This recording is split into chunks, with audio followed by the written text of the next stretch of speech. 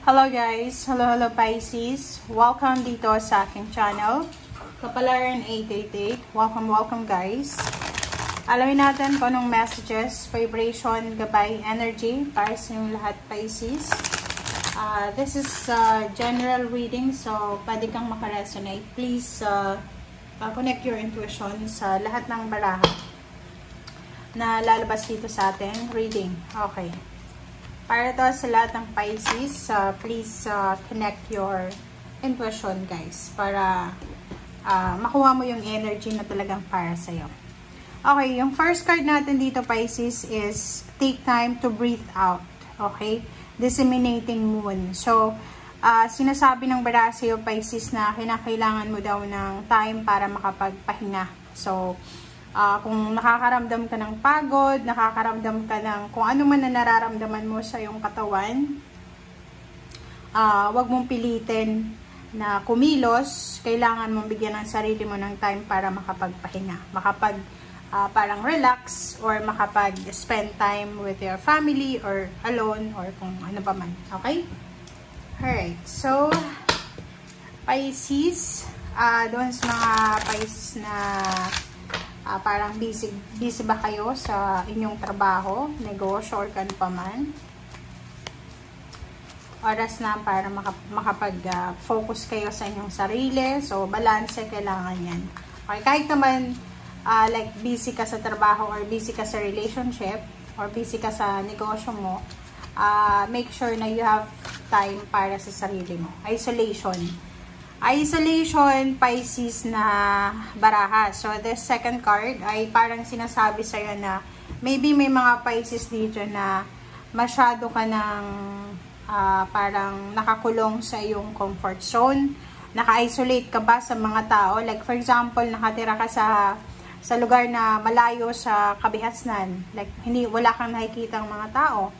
Or nakakita ka naman, maybe when, for example, nagsusupermarket ka, may mga binibili kang dito sa city. Okay? So, dito sa isolation card, sinasabi na oras na Pisces para umalis ka sa kung ano man yan na isolated na lugar, or kung ano man yan na restrictions, entrapment, or kung ano man na nakakalungkot kasi yan eh. Parang ganun. So, you need to prioritize your own happiness. Okay? Oras na para makipaghalubilo ka ulit, makipag-friends, or makahanap ka ulit ng mga tao na pwedeng mapagkakatiwalaan mo. Okay. Alright, so this is for Pisces. Third deck tayo. First card mo dito is Emperor. Alright, so Emperor, next is Strength. Wow, congratulations Pisces. Okay, next is Six of Pentacles. Ang ganda. Okay, next is High Priestess. And next is Four of Wands. Okay, Pisces. Sa ilalim mo dito, there's a Ten of Pentacles and then there's a Six of Cups. So, Pisces, kasi nandito yung Queen of Pentacles, kunin natin yung 3 cards mo. Or kahit justice to. Diba? Sobrang dami.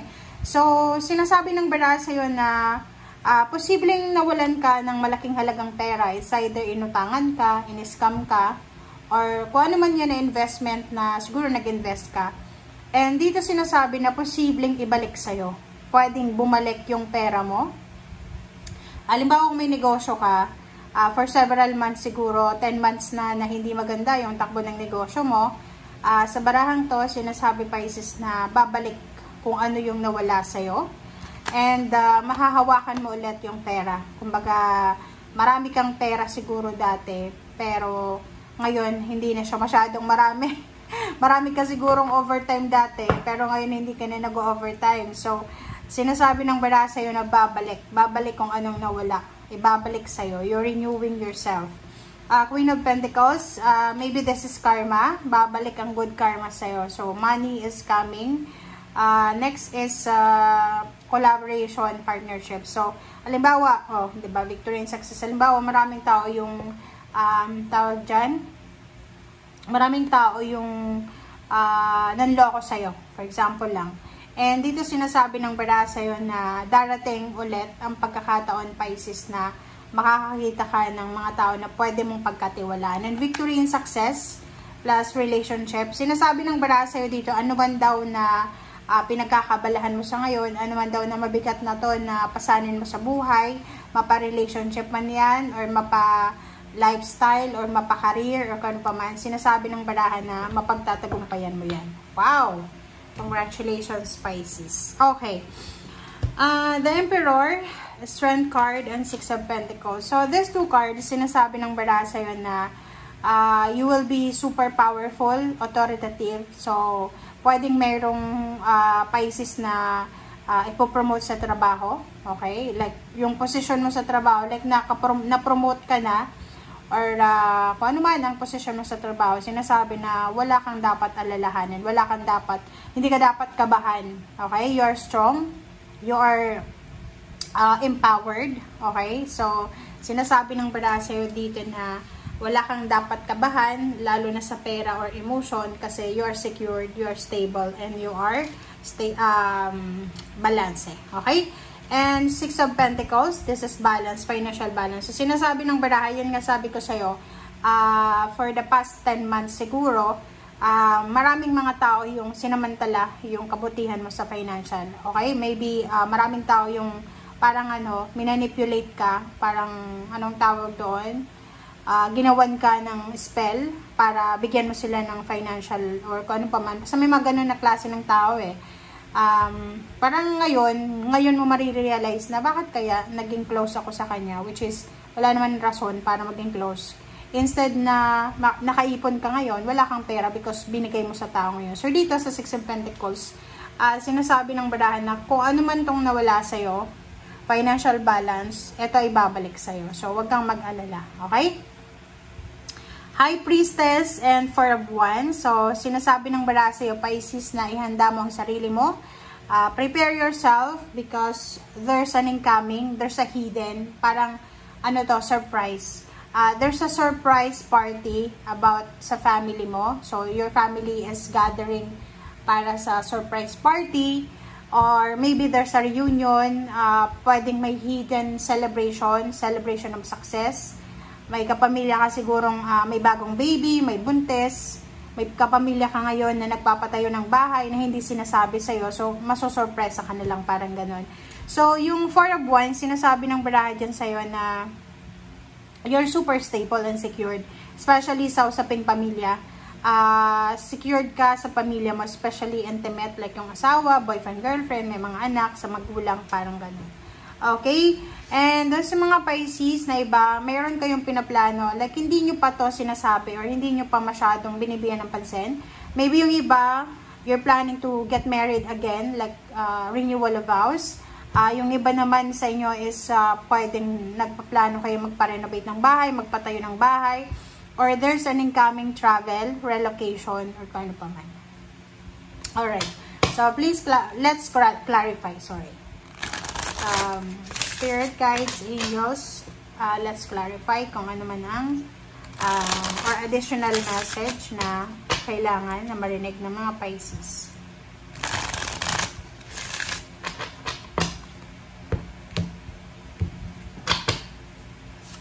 Alright, so Queen of Cups. Okay, and Two of Cups. Wow! Congratulations, Pisces, kasi if you're single or maybe you're married, nakikita natin dito na talagang usaping pamilya, like intimate, sobrang napaka-powerful mo. So, maraming relationship ang posibleng nawala sa'yo, nasira. But this time, sinasabi ng baraha sa'yo na there's someone na papasok sa buhay mo na siya ang makakatulong sa'yo para maka-recover ka, makapag-heal ka sa kung ano man na masasamang relationship na nangyari sa'yo sa past. Okay. Our next card natin is the Tower. There's a transformation, so huwag kayong matakot. There's an Eight of Wands, so napakabilis niya. And the Devil. Wow! So, Pisces, sinasabi ng baraha sa'yo dito na isang napakabilis na transformation ang posibleng darating sa buhay mo. Okay? So, for example, may mga bagay-bagay sa buhay natin, King of Swords and King of Coins. So, your direction is money. Like, for example, ang direction mo is yung plano mo is, for example, for the month of August, plano mo is mag-overtime para makapag-save ka ng pera. Or maybe gusto mong mag-save ng pera, yung nagtitipid, parang ganon. But hindi mo hawak or hindi mo kontrolado yung sitwasyon. So siguro hindi natuloy because pwedeng yun nga, napagod ka, nagkasakit ka, or may nagkasakit sa pamilya, or basta hindi mo siya nagawa. But hindi ibig sabihin noon na next month hindi mo siya magagawa ulit. So there's a devil here, there's a Capricorn energy na sinasabi sa'yo na wag tayong padadala sa katamaran. Like for example, pag halimbawa na sa gabi, like iwasan nyo yung sobrang pagbabrowse ng internet bago matulog, paggagamit ng cellphone. Kasi yun yung parang nagiging rason para magka-insomnia yung tao or magkaroon ng mga problema, sleeping problems. And then pag kagising sa umaga kasi nakatulog lang ng 2 hours, so parang groggy. So dito sa barang to, sinasabi na iwasan natin yung tamarin tayo. Okay lang, magpahinga if parang pagod. Pero kung alam mo naman nakakagising mo pa lang, 'di ba? Sinasabi ng bara sa'yo dito na we need to parang follow the transformation. Kasi merong parang sinasabi sa'yo dito ng barahan na, lalo yung iba na Pisces na meron silang New Year's resolution na dati, bago mag New Year, sinabi nila na for the year 2025, babangon talaga ako kahit pagod na pagod ako, parang ganyan-ganito. But now, meron ditong Pisces na parang against the flow. Merong kailangan alisin sa buhay niya, merong kailangan alisin sa mga habits niya, pero hindi siya willing na gawin yun. And there's a devil na parang sinasabi ng devil na no, wag mong gagawin. So which is, kailangan nating maging aware sa kung ano man ang ginagawa natin. But meron ditong take time to breathe out. Doon lang to sa mga Pisces na pagod. Pero kung yung Pisces na to natutulog lang buong araw, tapos unemployed ka pa, kailangan mong bumangon. Kailangan mong hanapin kung saan ka pwedeng kumita ng pera. Kasi guys, ang sabi ng bara sa'yo dito, sayang yung panahon Ang daming, you are powerful, you're empowered, you're strong, diba? May mga tao sa paligid mo na pwedeng tulungan ka. There's a 6 of Pentacles. And yun, okay? So, thank you guys for watching. Bye!